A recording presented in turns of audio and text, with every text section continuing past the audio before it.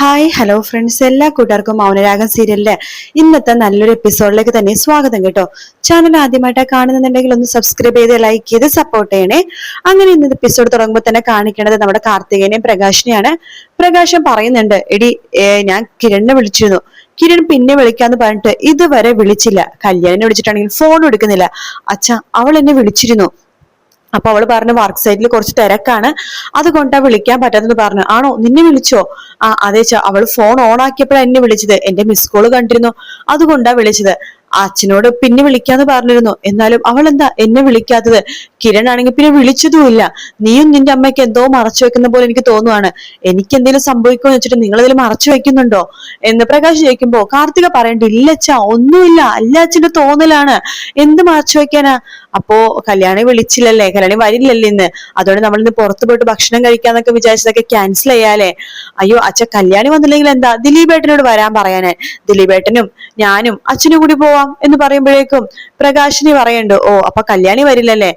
അച്ഛാ, ഞാൻ പറഞ്ഞില്ല, അവൾ തിരക്കായത് കൊണ്ടാ എന്ന് പറഞ്ഞിട്ട് പ്രകാശിന്റെ അടുത്ത് നിന്ന് കാർത്തിക എഴുന്നേറ്റ് നേരെ ലക്ഷ്മിയുടെ അടുത്തേക്ക് പോവാട്ടോ. ലക്ഷ്മി റൂമിൽ ഒറ്റയ്ക്ക് ഇരിക്കുകയായിരിക്കും. ലക്ഷ്മിയുടെ അടുത്ത് വന്ന് കാർത്തിക പറയണ്ട, അമ്മേ അച്ഛനാണെങ്കിൽ ഒരു സമാധാനവും ഇല്ല അമ്മേ, എന്തോ സംഭവിച്ചെന്നോ, അച്ഛൻ്റെ അടുത്ത് നിന്ന് എന്തോ മറച്ചു വെക്കുന്നുണ്ടെന്നും അച്ഛന് മനസ്സിലായി എന്ന് കാർത്തിക പറയാണ്. ഇതെല്ലാം ഒളിഞ്ഞു കേട്ടുകൊണ്ട് പ്രകാശിന് അവിടെ നിപ്പുണ്ടായിരുന്നു കേട്ടോ. ലക്ഷ്മി പറയണ്ട്, എങ്ങനെയാ മോളെ, മോളുടെ അച്ഛൻ്റെ അടുത്ത് ഈ കാര്യങ്ങളൊക്കെ പറയാ? ഒന്നോ രണ്ടോ പ്രാവശ്യം അറ്റാക്ക് വന്ന മനുഷ്യനാണ്, ഇത് കേട്ടാ തകർന്നു പോകും. പ്രത്യേകിച്ച് കല്യാണിക്ക്.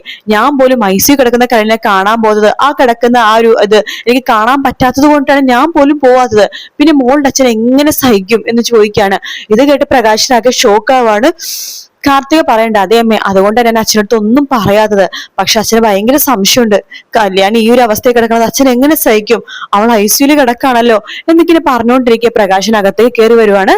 നിങ്ങളിപ്പോ എന്താ പറഞ്ഞെന്ന് നിങ്ങളിപ്പോ എന്തോ പറഞ്ഞല്ലോ, ആരാ ഐസിയുലാണെന്ന് പറഞ്ഞത്? പറ ലക്ഷ്മി, എന്താ നിങ്ങൾ പറഞ്ഞെന്ന്? അത് പ്രകാശിട്ട, പിന്നെ കല്യാണി മോൾക്ക് എന്ത് സംഭവിച്ചു? അവക്ക് ചെറിയൊരു അപകടം സംഭവിച്ചു വർക്ക് സൈറ്റിൽ വെച്ചിട്ട്. അവളിപ്പോ ഹോസ്പിറ്റലാണ്. പേടിക്കാനൊന്നുമില്ല പ്രകാശ് ചേട്ടാ, ഐസിയുലാണ്. കാർത്തികോട് ചോദിക്കണ്ട, എന്റെ മോൾക്ക് എന്താ പറ്റിയത് പറ എന്ന് പറയുമ്പോഴേക്കും, അച്ഛാ, ഇന്ന് അവളും കിരണും കൂടി വർക്ക് സൈറ്റിലേക്ക് പോയായിരുന്നല്ലോ. അപ്പോ അവിടെ ആ ബഗാസോട് വിളിക്കുന്ന കിരണിന്റെ അങ്കിൾ ഉണ്ടല്ലോ, അയാൾ ഒളിഞ്ഞു നിൽക്കുന്നുണ്ടായിരുന്നു. എന്നിട്ട് കിരണാണെങ്കിൽ അപ്പുറത്തെ സൈഡായിരുന്നു. കല്യാണി ഒറ്റക്കായപ്പോഴേക്കും കല്യാണിനെ കുത്തിയിട്ട് അയാൾ ഓടിക്കളഞ്ഞു എന്നാ പറയണത്. അയ്യോ, എന്റെ മോൾക്ക് ഇപ്പൊ എങ്ങനെയുണ്ട്? അവള് ഹോസ്പിറ്റലാ, അവിടെ കിരൺ ഉണ്ടായതുകൊണ്ട് പെട്ടെന്ന് തന്നെ അവളെ ഹോസ്പിറ്റലിൽ എത്തിക്കാൻ പറ്റി. എന്നിട്ട് ആ ബഗാസുരൻ എവിടെ എന്ന് ചോദിക്കുമ്പോഴേക്കും അയാൾ അന്വേഷിച്ച് കിരൺ പോയിരിക്കുക, ഇതുവരെ വന്നിട്ടില്ല. അവനെങ്ങനെ എന്റെ കൈ കിട്ടിയെങ്കിൽ അവനെ ഞാൻ കുത്തിക്കൊല്ലും. എന്റെ മോൾക്ക് ഇപ്പൊ എങ്ങനെയുണ്ട് പറ, എന്റെ മോൾക്ക് ഇപ്പൊ എങ്ങനെയുണ്ടെന്ന്? അച്ഛാ, അവളുടെ കാര്യം ഒന്നും ഡോക്ടർ പറഞ്ഞിട്ടില്ല. പിന്നെ അവൾ ഐസിയുലാണ്, നമുക്ക് പോയാലും കാണാനൊന്നും പറ്റില്ല എന്ന് നീ പറഞ്ഞാൽ മതിയോ? അച്ഛാ, അവൾക്ക് കുഴപ്പമൊന്നും ഉണ്ടാവില്ല, അതാ ചോദിച്ചത്, അതൊക്കെ നീ പറഞ്ഞാൽ മതിയോന്ന്. എനിക്ക് പോയി ബോധ്യപ്പെടണം, ഞാൻ പോകാൻ പോവാ, എന്റെ മോളെ കാണാൻ വേണ്ടി ഞാൻ പോവാൻ പോവാ. അച്ഛൻ ഞങ്ങൾ പറഞ്ഞോട്ടെ? വേണ്ട, നിങ്ങൾ ആരും ഒന്നും പറയണ്ട, ആരും വരുവും വേണ്ട, എനിക്കറിയാം എങ്ങനെ പോണോന്ന്, ഏത് ഹോസ്പിറ്റലാണെന്ന് പറഞ്ഞാൽ മതി, ഞാൻ പോയിക്കോളാം എന്ന് പ്രകാശം പറയാണ്. അപ്പോഴേക്കും ലക്ഷ്മി പറയണ്ട, മോളെ അച്ഛൻ ഒറ്റക്കൂടില്ല, നീ കൂടി പോ. ശരി അമ്മേ എന്ന് പറഞ്ഞിട്ട് കാർത്തികൻ തൊട്ടു പിന്നാലെ പ്രകാശിന്റെ പോകാണ്. ഹോസ്പിറ്റലാണെങ്കിൽ കാദംബരി മാത്രം കേട്ടോ. കാദംബരി ആകെ ടെൻഷനായിട്ട് ഇങ്ങനെ ആലോചിച്ചുകൊണ്ടിരിക്കുന്ന സമയത്ത് അവിടേക്ക് പ്രകാശനും അതുപോലെ തന്നെ കാർത്തികൻ കൂടി വരുന്നുണ്ട്. പ്രകാശൻ കാദംബരി ചോദിക്കേണ്ട, മോളെ കല്യാണിക്കിപ്പോ എങ്ങനെയുണ്ട്? അപ്പൊ കാദംബരി പറയണ്ടായോ, അച്ഛനോട് ഇതൊക്കെ ആരാ പറഞ്ഞത്? കാർത്തിക പറയണ്ട്, ചേച്ചി, കാതു, ഞാനും അതുപോലെ തന്നെ അമ്മയും സംസാരിക്കണത് അച്ഛൻ കേട്ടതാണ്. എല്ലാരും കൂടി എടുത്ത് മറച്ചു വെക്കുമായിരുന്നല്ലേ അച്ഛനടുത്ത് പറയാതിരുന്നത്? അച്ഛന് ഒരുപാട് അസുഖവും കാര്യങ്ങളൊക്കെ ഉള്ളതല്ലേ, അതുകൊണ്ടാ പറയാതിരുന്നത്. എന്റെ മോൾക്കിപ്പൊ എങ്ങനെയുണ്ട് അത് പറ കാദംബരി. അവളുടെ കാര്യം ഒന്നും ഡോക്ടർ പറഞ്ഞിട്ടില്ല, ഡോക്ടറോടൊന്നും കണ്ടിട്ടുമില്ല എന്ന് പറയാണ്. കിരൺ ഇവിടെ ഇല്ലേ? ഇല്ല, കിരണാണെങ്കിൽ ആ രാഹുലിനെ അന്വേഷിച്ചു പോയതാ, ഇതുവരെ വന്നിട്ടില്ല എന്ന് പറയാണ്. അപ്പോഴേക്കും അവിടേക്ക് ഡോക്ടർ വരുന്നുണ്ട്. ഡോക്ടർ, ഞാൻ കല്യാണിന്റെ അച്ഛനാണ്, കല്യാണിക്ക് ഇപ്പൊ എങ്ങനെയുണ്ട്? അത് അപകടനില തരണം ചെയ്തിട്ടില്ല. കല്യാണി കണ്ണു തുറന്നോ? ഞാനിപ്പോ പുറത്തേക്ക് ഇറങ്ങുമ്പോൾ പതുക്കെ കണ്ണ് തുറക്കാൻ ശ്രമിക്കുന്നുണ്ടായിരുന്നു. ഇപ്പൊ വീണ്ടും മയക്കത്തിലായെന്ന് അറിയില്ല, സഡേഷൻ കൊടുത്തിട്ടുണ്ട്. ഡോക്ടർ, ഞാനൊന്ന് പോയി കണ്ടോട്ടെ, അവളുടെ അച്ഛനാണ്, ഒന്ന് പോയി കണ്ടോട്ടെ. ശരി, പോയി കണ്ടിട്ട് 2 മിനിറ്റിൽ തിരിച്ചു വരണം. ശരി ഡോക്ടർ, വളരെ ഉപകാരം. മോളെ, ഞാൻ പോയി കണ്ടിട്ട് വരാവേ എന്ന് പറഞ്ഞിട്ട് പ്രകാശം വേഗം ഐസിയുനുള്ളിലേക്ക് കേറാട്ടോ. അവിടെ കല്യാണി ഒറ്റക്കാണ് കിടക്കുന്നത്. കല്യാണി അങ്ങനെ കണ്ണടച്ചിനെ കിടക്കാണ്. പ്രകാശം വേഗം കല്യാണിന്റെ അടുത്തേക്ക് പോകുന്നുണ്ട്. കല്യാണിയുടെ കിടപ്പ് പ്രകാശിന് കണ്ടു നിൽക്കാൻ സാധിക്കുന്നില്ല കേട്ടോ. കല്യാണി, മോളെ, മക്കളെ, ദേ അച്ഛൻ വന്നു മക്കളെ, വേഗം കണ്ണു തുറന്നേ, ദേ അച്ഛൻ വന്നു എന്ന് പറയാണ്. കല്യാണി പ്രകാശിന്റെ സൗണ്ട് കേട്ട് പതുക്കെ കണ്ണു തുറക്കാൻ വേണ്ടി ശ്രമിക്കുന്നുണ്ട്. മക്കളെ, ആരും അച്ഛനോടൊന്നും പറഞ്ഞില്ല, അതുകൊണ്ടാ അച്ഛൻ അറിയാതിരുന്നത്. മോക്കിപ്പോ എങ്ങനെയുണ്ട്, വേദനയുണ്ടോ എന്ന് പ്രകാശ് ചോദിക്കുമ്പോ കല്യാണി പറയണ്ട്, അച്ഛ കണ്ണു തുറന്നപ്പോ അച്ഛനെയാണല്ലോ കണ്ടത്. വേദന ഇപ്പൊ തോന്നുന്നില്ല അച്ഛ, പെയിൻ കില്ലർ ഡോക്ടർ തന്നിരുന്നു, അതുകൊണ്ടാന്ന് തോന്നുന്നു, വേദന ഒട്ടും തോന്നുന്നില്ല. കിരണില്ലേ, കിരണിപ്പോ വരും മക്കളെ എന്ന് പറയാണ്. അച്ഛൻ എന്തായാലും ഹോസ്പിറ്റലിൽ വരെ വന്നതല്ലേ, അച്ഛൻ ഇവിടുന്ന് ECG-യും പ്രഷറും ഒക്കെ ഒന്ന് ചെക്ക് ചെയ്യേ. മോൾ ഈ അവസ്ഥയിൽ കിടക്കുമ്പോൾ അച്ഛന്റെ ആരോഗ്യത്തെ കുറിച്ചാണ് മോളുടെ വിചാരം. അല്ല അച്ഛൻ ഇത്ര ടെൻഷനായിട്ട് വന്നതല്ലേ, അച്ഛന്റെ ആരോഗ്യം അച്ഛൻ നോക്കിക്കോളാടി, ആദ്യം നിന്റെ ആരോഗ്യമാണ് നോക്കേണ്ടത്.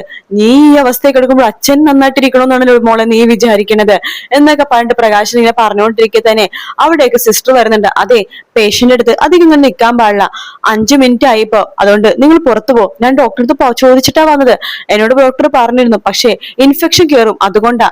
നിങ്ങൾ പുറത്തേക്ക് പോ. മക്കളെ, ദേ ഞാൻ പോകുവാട്ടോ, ഞാൻ പുറത്ത് തന്നെയുണ്ട്, മോള് പേടിക്കൊന്നും വേണ്ട, എന്താവശ്യം ഉണ്ടെങ്കിലും അച്ഛനെ വിളിച്ചാൽ മതി, സിസ്റ്റർ അടുത്ത് പറഞ്ഞാൽ മതി, അച്ഛൻ പുറത്ത് തന്നെയുണ്ട് കേട്ടോ എന്ന് പറയാണ്. ശരി അച്ഛ എന്ന് പറയണ്ട്. അങ്ങനെ പ്രകാശ് ഐസിയുള്ളിൽ നിന്ന് പതുക്കെ പുറത്തേക്ക് പോകുവാണ്. പ്രകാശിന് അച്ഛൻ കല്യാണി നോക്കി ചിരിക്കുന്നുണ്ട്. കല്യാണി പ്രകാശം നോക്കി ചിരിക്കാട്ടോ. കല്യാണിയുടെ ആ റൂമിൽ നിന്ന് പ്രകാശം പുറത്തേക്ക് പോകുമ്പോ തന്നെ കല്യാണി വേദന കൊണ്ട് പൊളയുവാണ്. കല്യാണിക്ക് വേദനയൊക്കെ ഉണ്ട് കേട്ടോ. പ്രകാശിനോട് പറയാതെ അടക്കി വെച്ചിരിക്കായിരുന്നു.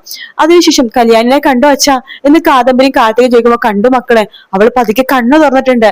അപ്പോ കാദംബരി ചോദിക്കണ്ട്, അച്ഛ അമ്മൂമ്മ ഈ കാര്യം അറിഞ്ഞിരുന്നോ? അമ്മൂമ്മ അടുത്ത് എങ്ങനെ പറയും, അവർക്കത് സഹിക്കാൻ പറ്റില്ലല്ലോ. ഇതന്നെ അച്ഛനോടും പറയാത്തത്, അച്ഛനും സഹിക്കാൻ പറ്റില്ലെന്ന് ഞങ്ങൾക്ക് അറിയായിരുന്നോ?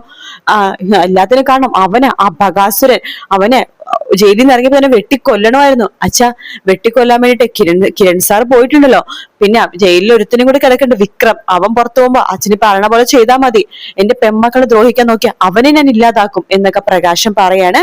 പിന്നീട് കാണിക്കുന്ന രാഹുലിനെയാണ്. രാഹുലിനെ അങ്ങനെ കാടിന്റെ ഒത്ത നടുക്ക് വെച്ചിരിക്കുകയാണ്. കുറുനരികളൊക്കെ വരുന്ന സ്ഥലത്ത് കെട്ടിയിട്ട് വെച്ചിരിക്കുകയാണ്. ആ സമയത്ത് നമ്മുടെ കിരൺ പറയുന്നത്, എടാ ബഗാസുര, നിന്റെ അന്ത്യോടെ ഇന്ന് എന്നെ കൈപിടിച്ച് നടത്തി എന്റെ അച്ഛന്റെ സ്ഥാനത്ത് നിന്ന് സ്വയം പ്രഖ്യാപിക്കുന്ന ബഗാസുര, നീ ഇന്ന് മരിക്കാൻ പോവാണ്. അപ്പൊ രതീഷ് പറയണ്ട്, അതെ, 10 പേർക്കുള്ള ചോറ് ഒരുമിച്ച് തരുന്ന ബഗാസുരൻ ഇന്ന് മൃഗങ്ങൾക്ക് ഇരയാവാൻ പോകുവാണ്. വേലു, ഇവിടെ കിടന്ന അയാൾ രക്ഷപ്പെടില്ലല്ലോ അല്ലെ? ഒരിക്കലും ഇല്ല സാറേ, ഇവിടെ ഏറ്റവും കൂടുതൽ മൃഗങ്ങൾ വരുന്നത്. ഇപ്പൊ നമ്മുടെയൊക്കെ മണമുള്ള ഒരുമിച്ചിരിക്കുന്നതുകൊണ്ട് പിന്നെ എന്റെ കയ്യിൽ തീപ്പന്തം ഉള്ളത് കൊണ്ടാ മൃഗങ്ങൾ വരാത്തത്. ഈ തീപ്പന്തം മാറി ഇരുട്ടായി കഴിഞ്ഞാൽ മൃഗങ്ങൾ ഇവിടെ ചാടി കീറും സാറേ. ഇവൻ ഒരിക്കലും രക്ഷപ്പെടാൻ പാടില്ല എന്ന് പറയാണ്. ഇല്ല സാറേ, ഞങ്ങളുടെ ഒരു കണ്ണ് എപ്പോഴും ഇവിടെ ഉണ്ടാവും, അഥവാ അവൻ രക്ഷപ്പെട്ടാലും ഇവനെ ഞങ്ങൾ കൊന്നിരിക്കും. വേണമെങ്കിൽ ഇവന്റെ ശരീരത്തിൽ തീയിടായിരുന്നു, പക്ഷെ കാട്ടിലൊക്കെ തീയാവും, പാവം കാട്ടുമൃഗങ്ങളൊക്കെ മരിച്ചു പോകും, അതുകൊണ്ടാ സാറേ തീയിടാത്തത്. കിരൺ പറയണ്ട, തീയൊന്നും ഇടണ്ട, ഇവനെ കാട്ടുമൃഗങ്ങൾ വലിച്ചു കീറി തീരണം. കാട്ടുമൃഗങ്ങൾ വൃത്തികെട്ട സൗണ്ടിൽ കരയുമ്പോ അതിലും വൃത്തികെട്ട സൗണ്ടിൽ ഇവൻ കരയണം. അവർക്ക് എന്തായാലും ഒരാഴ്ചത്തേക്കുള്ള ഭക്ഷണം ആയല്ലോ. എടാ ബഗാസുര, ഞങ്ങൾ എന്നാ പോട്ടെടാ, ഗുഡ് ബൈ എടാ എന്നൊക്കെ പറഞ്ഞിട്ട് കിരണും രതീഷും വേലും കൂടി അവിടെ ഞങ്ങൾ പോവാണ്. വേലു പറയണ്ട്, സാറെന്നാ കല്യാണി ചേച്ചിയുടെ അടുത്തേക്ക് പോ. കല്യാണി ചേച്ചി ഹോസ്പിറ്റലിലാണല്ലോ. ഞാനാണെങ്കിൽ ഈ കാര്യം അമലുവിനോട് പോലും പറഞ്ഞിട്ടില്ല. അമലൊക്കെ കല്യാണി ചേച്ചി എന്ന് വെച്ചാൽ ജീവനാണ്. കല്യാണി ചേച്ചിക്ക് ഇത് അറിഞ്ഞൊന്നും സംഭവിച്ചാൽ അവൾ ആകെ വിഷമിച്ച് കരഞ്ഞ ഒച്ചപ്പാടുണ്ടാക്കും. അതുകൊണ്ട് ഞാനൊന്നും പറഞ്ഞിട്ടില്ല അവളുടെ അടുത്ത്. സാറ് വേഗം കല്യാണി ചേച്ചിയുടെ അടുത്തേക്ക് പോയിക്കോ എന്ന് പറയാണ്. അപ്പൊ രതീഷ് വേണ്ട, അതെ സാറേ നമുക്ക് പോവാം, അവിടെ കല്യാണി ഐസിയുലാണല്ലോ, ഡോക്ടർ ഒന്നും ഇതുവരെ പറഞ്ഞിട്ടുമില്ല എന്ന് ഞങ്ങൾ പോട്ട് വേലു. അയ്യോ സാറേ, ഞാനും കൂടി വരാം, ഇഴജന്തുക്കളൊക്കെ ഉണ്ടാകും. വേണ്ട വേലു, ഞങ്ങൾ പോയിക്കോളാം. അല്ല സാറേ, നിങ്ങൾ പോയാൽ കുറച്ചു ദൂരമല്ലോ, ഞാൻ കൊണ്ടേ ആക്കാം. ജന്തുക്കളൊക്കെ വന്ന് എന്ത് ചെയ്യും, എന്റെ കയ്യിൽ പന്തുണ്ടല്ലോ, അതിന് പെട്ടെന്ന് വരില്ല, വാ സാറേ എന്ന് പറഞ്ഞിട്ട് വേലു മുമ്പിൽ നടക്കുക. തൊട്ടു പിന്നാലെ കിരണും രതീഷും കൂടി നടക്കുന്നുണ്ട്. അങ്ങനെ നമ്മുടെ രാഹുൽ ആണെങ്കിൽ അവിടെ കിടക്കുവാട്ടോ. ഭയങ്കര ഇരുട്ടായി. അവിടെ ഇരുട്ടായപ്പോഴേക്കും രാഹുൽ അടുത്തേക്ക് കുറുനരികളും ചെന്നായ്ക്കളൊക്കെ അടുത്തേക്ക് വന്നുകൊണ്ടിരിക്കുകയാണ്. അവരുടെ സൗണ്ട് ആദ്യമൊക്കെ ദൂരെയായിരുന്നു കേൾപ്പിക്കുന്നുണ്ടായിരുന്നത്. പിന്നെ അടുത്തടുത്തായിട്ട് രാഹുലിന് തൊട്ടടുത്ത് മൃഗം വന്ന് നിക്കാട്ടോ. അപ്പൊ രാഹുൽ ഇങ്ങനെ ഞെട്ടി നിൽക്കുന്നുണ്ട്. മിക്കവാറും ചെന്നായോ കുറുനരിയോ കണ്ടിട്ടായിരിക്കും ഞെട്ടി നിൽക്കുന്നത്. അവരുടെ സൗണ്ട് ശരിക്കും കേൾപ്പിക്കുന്നുണ്ട്. അപ്പൊ ആ ഒരു ഭാഗത്തോടെ ഇന്നത്തെ എപ്പിസോഡ് തീരുന്നത്. അപ്പൊ നമ്മുടെ സീരിയൽ ക്ലൈമാക്സിലേക്ക് അടുത്തോണ്ടിരിക്കുകയാണ്. അപ്പൊ നല്ലൊരു ക്ലൈമാക്സ് തന്നെ ആയിരിക്കും നമുക്ക് പ്രതീക്ഷിക്കാം.